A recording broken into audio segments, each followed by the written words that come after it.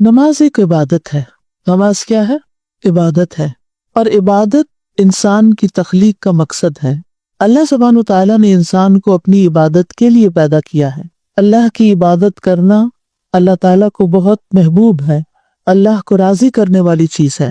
اللہ نے مخلوقات کو یعنی جن و انس کو اسی مقصد کے لیے پیدا کیا ہے، جیسے کہ اللہ تعالیٰ کا ارشاد ہے سورۃ الذاریات میں، وَمَا خَلَقْتُ الْجِنَّ وَالْإِنسَ إِلَّا لِيَعْبُدُونَ، اور میں نے جنوں اور انسانوں کو پیدا نہیں کیا مگر اس لیے کہ وہ میری عبادت کریں، اور یہی مقصد دے کر اس نے تمام رسولوں کو بھیجا ہے۔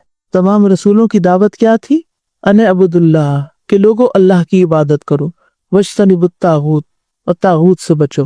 تو جن و انس کو پیدا کرنے میں حکمت کیا ہے کہ ایک اللہ کی معرفت حاصل کریں، اس کے آگے جھکیں، اس کی اطاعت کریں، اس کی فرما برداری کریں۔ اللہ نے ان کو بیکار اور بے مقصد پیدا نہیں کیا۔ قرآن مجید میں آتا ہے افحسبتم انما خلقناکم عبثا وانکم الینا لا ترجعون، کیا تم سمجھتے ہو کہ ہم نے تمہیں یوں ہی بیکار پیدا کیا اور یہ کہ تم ہماری طرف لوٹائے نہیں جاؤ گے، واپس نہیں آنا تم کو۔ تو اس سے یہ پتہ چلتا ہے کہ انسان دنیا میں صرف کھانے پینے، کھیل کود اور صرف خوشی منانے کے لیے نہیں آیا، بلکہ اللہ کی عبادت کے لیے آیا ہے۔ اللہ سبحانہ وتعالیٰ فرماتے ہیں وَمَا خَلَقْتُ الْجِنَّ وَالْإِنسَ إِلَّا لِيَعْبُدُونَ مَا أُرِيدُ مِنْهُمْ مِنْ رِزْقٍ وَمَا أُرِيدُ أَن يُطْعِمُونَ إِنَّ اللَّهَ هُوَ الرَّزَّاقُ ذُو الْقُوَّةِ الْمَتِينُ، میں نے جن و انس کو نہیں پیدا کیا مگر اس لیے کہ وہ میری عبادت کریں۔ مَا أُرِيدُ مِنْهُمْ مِنْ رِزْقٍ، میں ان سے کوئی رزق نہیں مانگتا، میں ان سے رزق نہیں چاہتا، اور نہ یہ چاہتا ہوں کہ وہ مجھے کھلائیں۔ کھلاتا کون ہے؟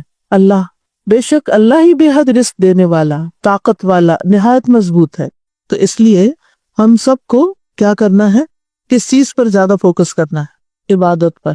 اب آپ دیکھیے کہ یہاں پر دو لفظ آمنے سامنے لکھیے اپنے نوٹس میں، عبادت کرنا ایکول ٹو رزق کمانا، ٹھیک ہے؟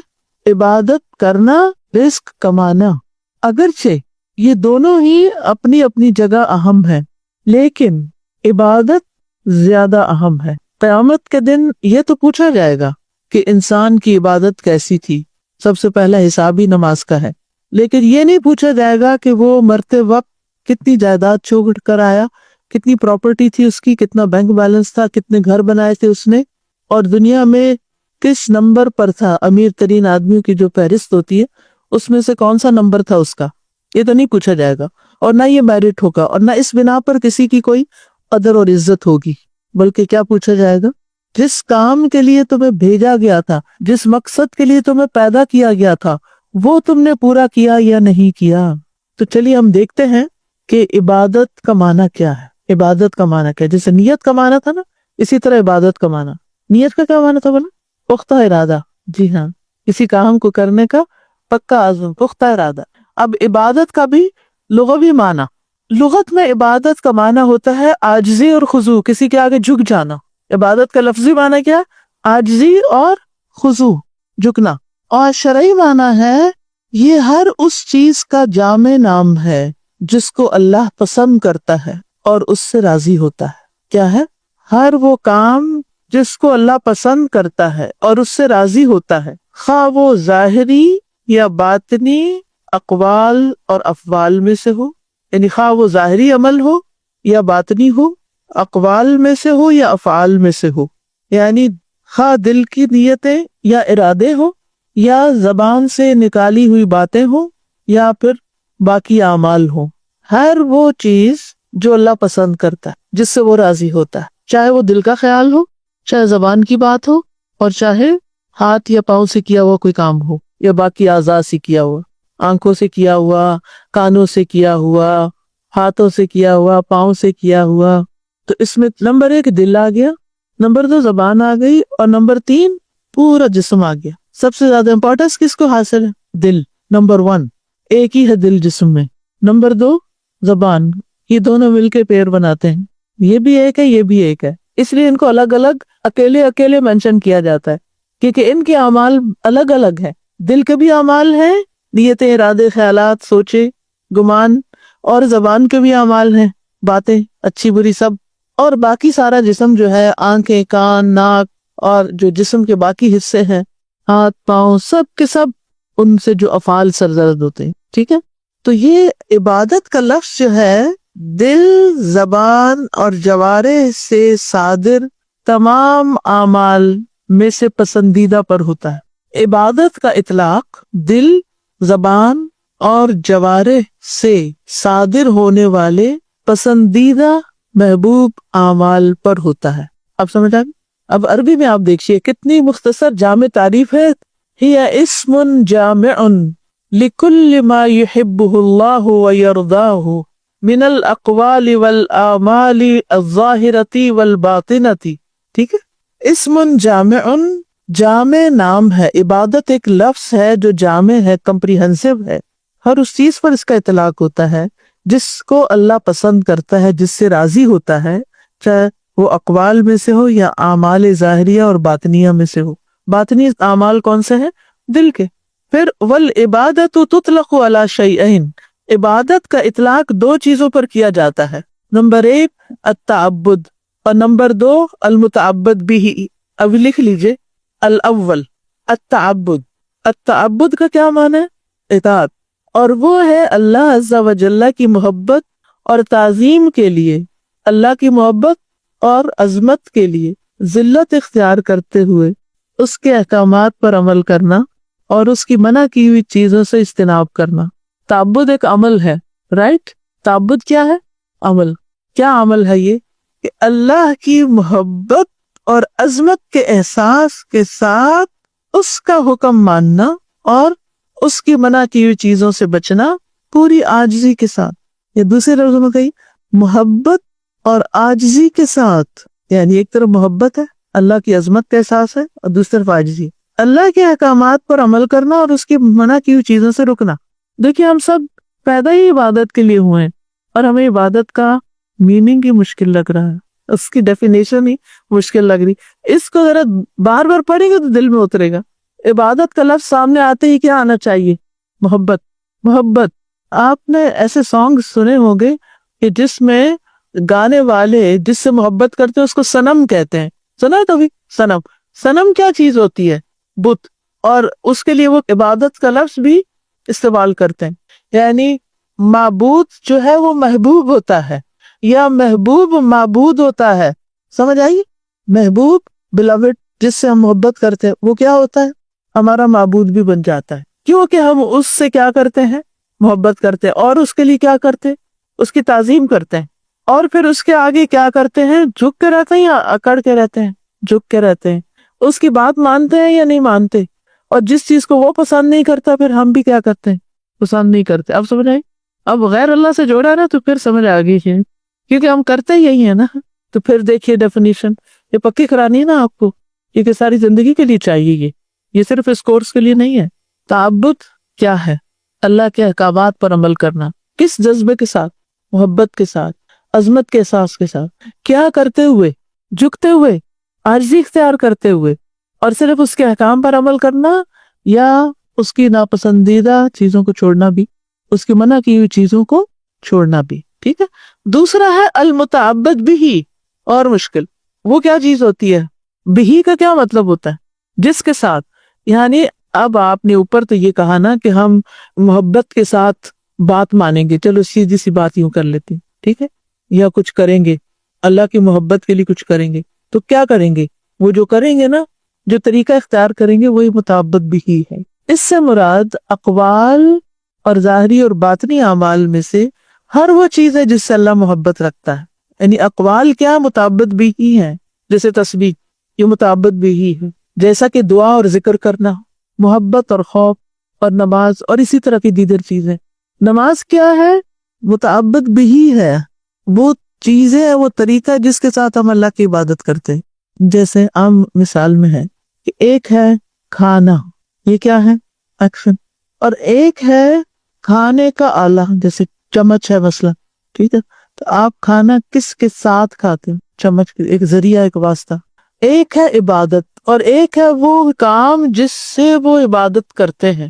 اس میں ہمارے اقوال بھی ہیں اور ہمارے اعمال بھی ہیں، اور مال خرچ کرنا بھی، اپنے جسم کے ساتھ جو ہم ایکشنز کرتے ہیں وہ بھی، یہ سب کچھ. عبادت میں دو چیزیں، ایک عبادت اور ایک وہ کام ہے جن سے عبادت کی جاتی ہے، ٹھیک ہے، اتنی آسان چیز ہے یہ۔ پھر عبادت کے 3 ارکان ہیں۔ دیکھیے یہ عام درس نہیں ہے نا، اگر درس ہوتا تو میں صرف سمپل باتیں کر کے آگے نکل جاتی۔ یہ کلاس ہے، یہ علم ہے، یہ تعلیم ہے، آپ اس طرح سیکھیں گے تو انشاءاللہ آپ کے اندر ایک اور میچورٹی کا لیول آئے گا، پھر یہاں آنے کا فائدہ۔ اتنا سب کچھ لگا کے آپ یہاں آ کے بیٹھے اور میں آپ کو ایک اچھا سا میٹھا سا درس سنا کے بھیج دوں تو یہ تو کوئی بات نہیں۔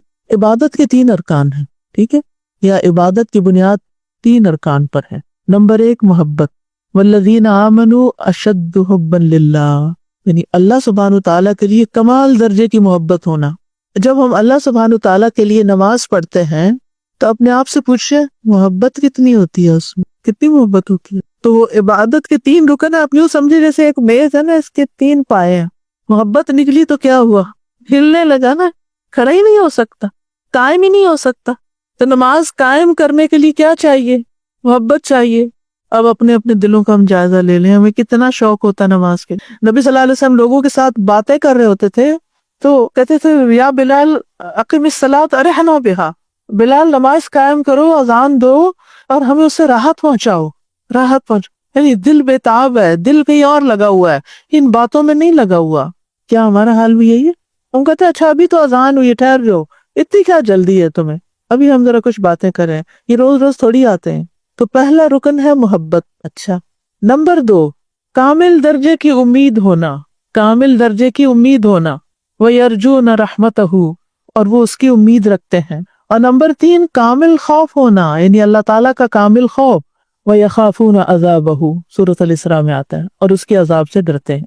تو 3 ارکان کون سے ہو گئے، محبت، امید اور خوف، یہ عبادت کے اندر ہونا چاہیے۔ جب ہم نماز پڑھتے تو ہمیں امید ہوتی ہے نا کس چیز کی، کہ اللہ تعالیٰ ہمیں بخش دیں گے، اللہ تعالیٰ قبول کر لیں گے، ہمارے درجے بلند ہوں گے وغیرہ، اور اس کے ساتھ خوف ہوتا ہے یا نہیں کہ پتہ نہیں قبول ہوئی یا نہیں، ہونا چاہیے یا نہیں ہونا چاہیے۔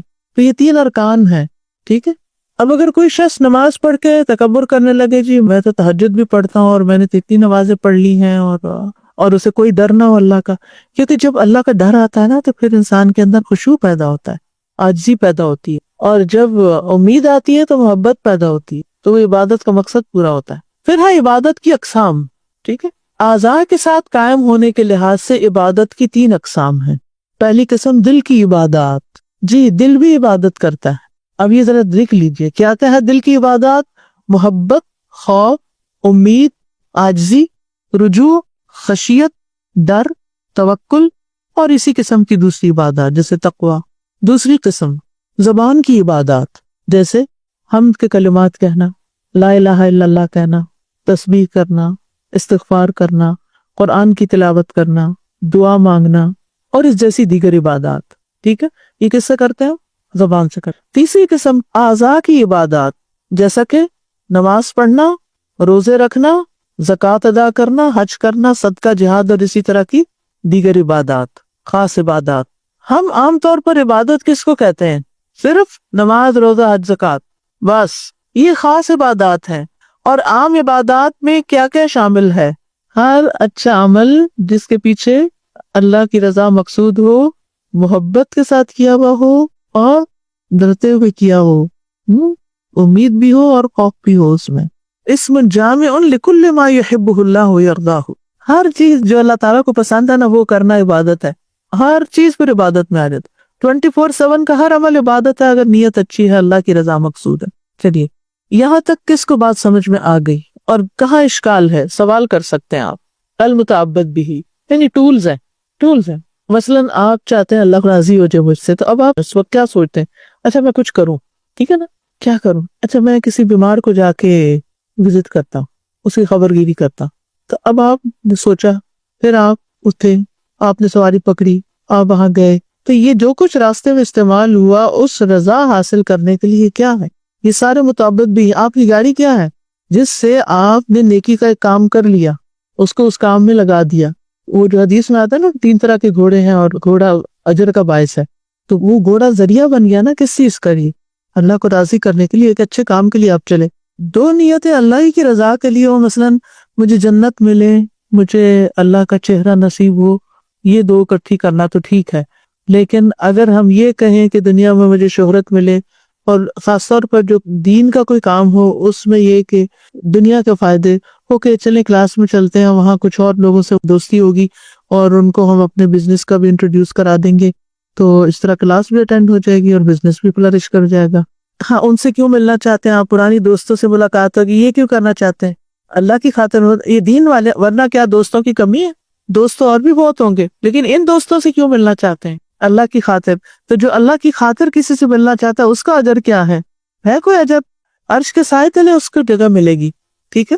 تو ان دو نیتوں کے کمبائن کرنے میں کوئی حرج نہیں ہے۔ پھر آپ نے اسی کے لیے اپنا عمل چینج کر دیا، یہ بھی نہیں کرنا، رائٹ؟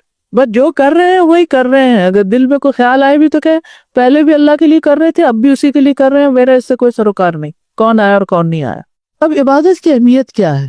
جیسے پہلے بھی ہم نے دیکھا کہ عبادت اللہ کا حق ہے، آسمان اور زمین کے رہنے والوں پر اللہ کا حق ہے کہ وہ اس کی عبادت کریں اور کسی کو بھی اس کے ساتھ شریک نہ ٹھہرائیں، اکیلے اسی کی عبادت، یہ کہ اس کی اطاعت کی جائے اور نافرمانی نہ کی جائے، اس کا ذکر کیا جائے، اسے بھولا نہ جائے، اس کا شکر ادا کیا جائے، ناشکری نہ کی جائے، یہ سب عبادت ہی کا حصہ ہے۔ اور دنیا میں عبادت کا حقدار صرف اللہ سبحانہ وتعالیٰ ہے۔ جن سے بھی مانگا گیا ان میں سب سے زیادہ سخی وہی ہے، جو بھی کسی کے مالک ہوئے وہ ان میں سب سے زیادہ رحم کرنے والا ہے، جتنے بھی دینے والے ہیں وہ ان میں سب سے زیادہ کرم نوازی کرنے والا ہے، جتنے بھی فیصلہ کرنے والے ہیں ان میں سب سے زیادہ انصاف کرنے والا وہی ہے۔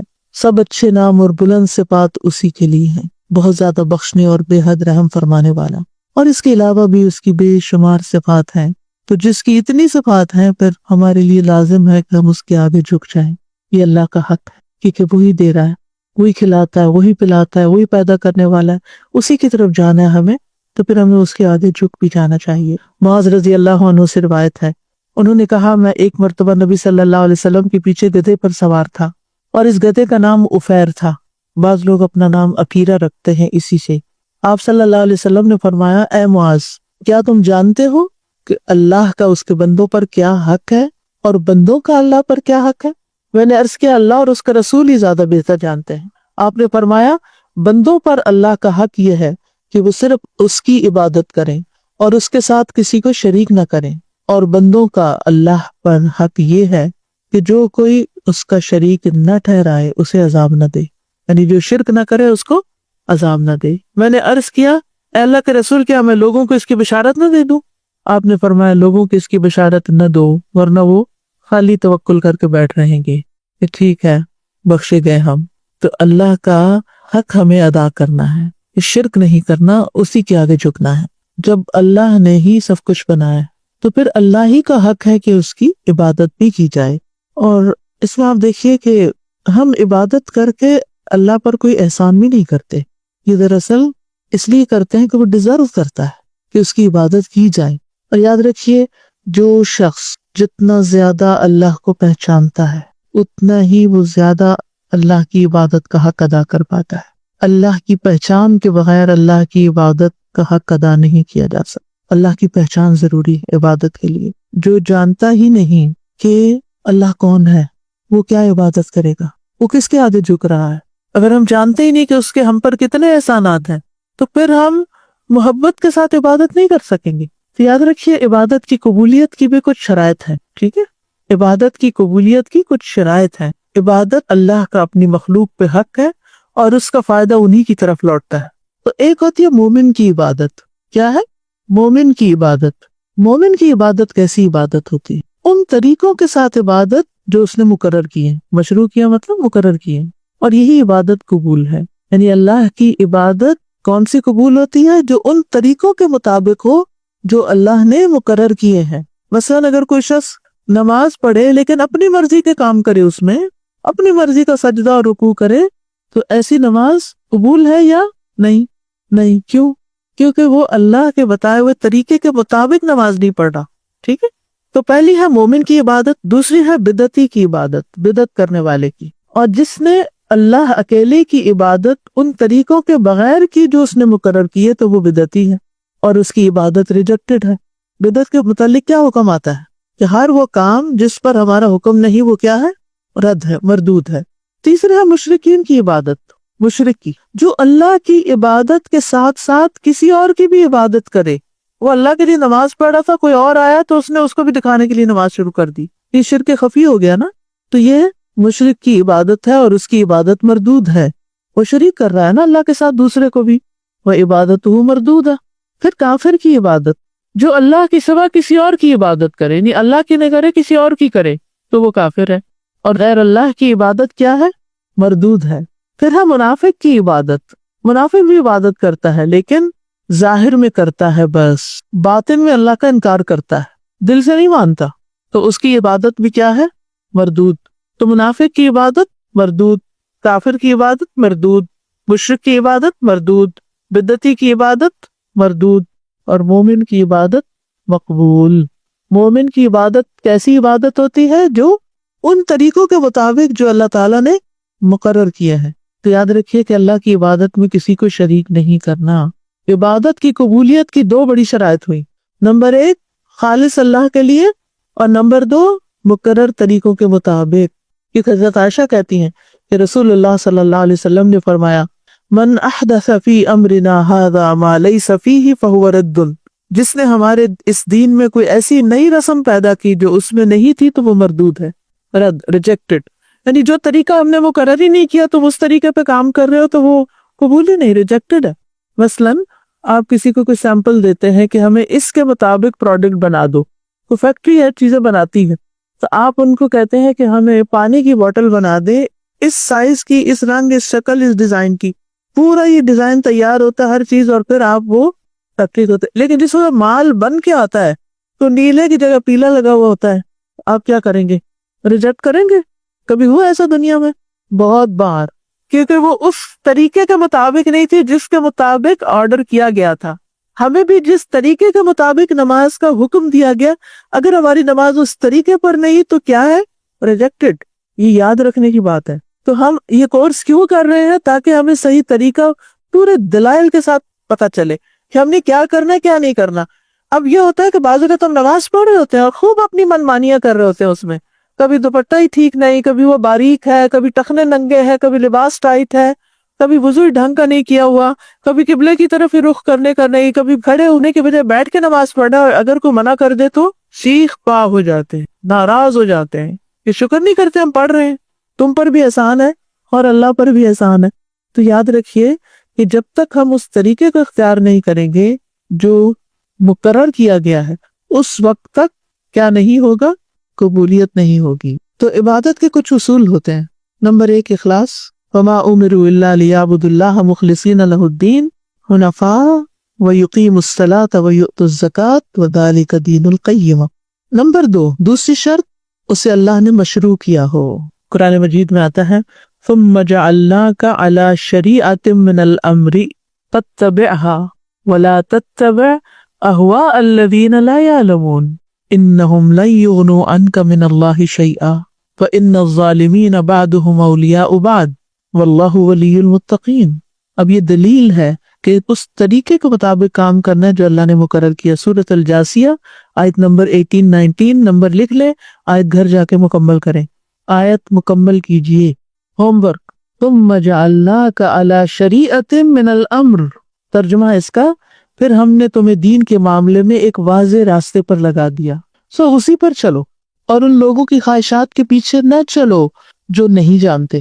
بلا شبہ وہ اللہ کے مقابلے میں ہرگز تمہارے کسی کام نہیں آئیں گے، اور یقیناً ظالم لوگ ان کے بعض کے دوست ہیں، اور اللہ متقی لوگوں کا دوست ہے. نمبر 3 اس طریقے کی وضاحت رسول اللہ صلی اللہ علیہ وسلم نے کی ہو. یعنی قرآن میں جیسے حکم ہے نماز پڑھو تو اس کی وضاحت کس نے کی ہے؟ نبی صلی اللہ علیہ وسلم نے. اس طریقے کی وضاحت نبی صلی اللہ علیہ وسلم نے کی ہو. یاد رکھیے عبادت کا نمونہ اور عبادت کی وضاحت کرنے والے خود رسول اللہ ہوں صلی اللہ علیہ وسلم. وما آتاکم الرسول فخذوہ وما نہاکم عنہ فانتہوا واتقوا اللہ ان اللہ شدید العقاب. اور جو رسول تمہیں دیں وہ لے لو، اور جس سے روکے رک جاؤ، اور اللہ سے ڈرو، یقیناً اللہ بہت سخت سزا دینے والا ہے.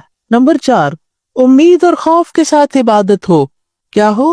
امید اور خوف کے ساتھ عبادت ہو. پیغمبروں کے بارے میں آتا ہے کہ انہم کانوا یسارعون فی الخیرات ویدعوننا رغبا ورہبا وکانوا لنا خاشعین. کہ بے شک وہ نیکیوں میں جلدی کرتے تھے اور ہمیں رغبت اور خوف سے پکارتے تھے. یعنی نیک کام کر کے بھی ان کے اندر رغبت بھی ہوتی تھی، خوف بھی ہوتا تھا، ڈر بھی اور امید. رغبت امید کو کہتے ہیں. اور وہ ہمارے لیے عاجزی کرنے والے تھے. نمبر 5، عبادت مشروع اوقات اور مقدار سے ہو. کس سے ہو؟ مشروع اوقات. وہ کون سے ہوتے ہیں؟ فجر کب پڑھی جائے گی؟ سورج نکلنے سے پہلے. اور اگر کوئی روٹین ہی بنا لے کہ جب اٹھیں گے پڑھ لیں گے تو یہ کیا ہے؟ یہ پھر عبادت نہیں ہے، اپنی منمانی ہے. مقرر مقدار کے مطابق ہو. 2 رکعتیں ہیں تو 2 ہی پڑھنی ہے، 4 نہیں پڑھنی. زیادہ ہوشیار نہیں بننا، سمارٹ نہیں بننا کہ ہم تو 4 بھی پڑھ لیتے ہوتے ہیں. آپ صرف 2 پڑھتے ہیں. جی 2 ہی ہیں. اوقات اور مقدار دونوں. ان الصلاۃ کانت علی المؤمنین کتابا موقوتا. الحج اشہر معلومات. نمبر 6، بلوغت سے وفات تک عبادت. وَاعْبُدْ رَبَّكَ حَتَّى يَأْتِيَكَ الْيَقِينُ. یہ نہیں کہ اب وہ بسل میں بوڑھی ہو گئی ہوں نا، اب تو نماز چھوڑ دی. نہیں، اب کیا کریں، اب تو اٹھا ہی نہیں جاتا، اب کیا نماز پڑھنی ہے. نہیں اٹھا جاتا بیٹھ کے پڑھ لو. اب تو گھٹنے ہی چلے گئے ہیں تو اب کیسے کھڑے ہوں؟ تو کوئی بات نہیں، کرسی پہ بیٹھ دیں. اب تو نیچے سجدے میں جائے تو اٹھا نہیں جاتا، کوئی بات نہیں، اشارے سے پڑھ لیں. ٹھیک ہے نا؟ تو موت تک بستر مرگ پہ بھی پڑے ہوئے ہیں تب بھی اگر ہوش ہے. آپ نے دیکھو کہ کئی لوگ قومے میں بھی ہوتے ہوئے نماز کے اوقات میں اشارے کر رہے ہوتے ہیں نماز کے. اور ہم نے دیکھو کچھ لوگ، کبھی آپ کو بھی ہو سکتا ہے یہ خواب آیا ہو کہ خواب میں نماز پڑھ رہے ہیں. بڑی مشکل سے آپ سارے کام کر رہے ہوتے، جو کہ نیند میں ہے نا تو وہ ہاتھ اٹھانا اور رکوع اور سجدہ، لیکن آپ کر رہے ہوتے ہیں کیونکہ وہ فکر ہوتی ہے نا. پھر اگلا ایک اہم حصہ یہ ہے کہ عبادات میں مختلف لوگوں کے مختلف حالات ہوتے ہیں. اب اپنے آپ کو دیکھنا ہم کہاں ہیں. 3 طرح کے لوگ ہوتے ہیں عبادت کے اعتبار سے. نمبر 1، سابقون، سبقت لے جانے والے. یہ وہ لوگ ہیں جو فرائض اور مستحبات بجا لاتے ہیں. یعنی صرف فرض نماز نہیں پڑھتے،